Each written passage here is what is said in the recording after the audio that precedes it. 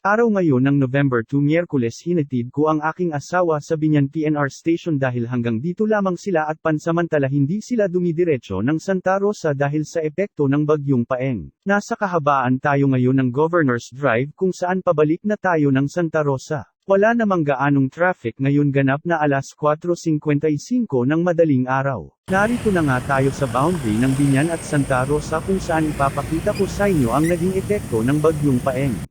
Kung mapapansin ninyo napakaraming sako na puno ng putik. Ito ay dulot ng pagbaha matapos manalasa ng Bagyong Paeng noong nakaraang araw.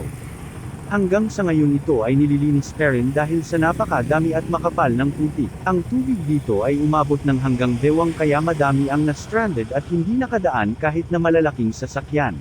Maraming salamat sa inyong panunood at ibinahagi ko lamang ang sitwasyon dito sa aming lugar. Lagi po tayong mag-iingat at maging alerto sa lahat ng oras.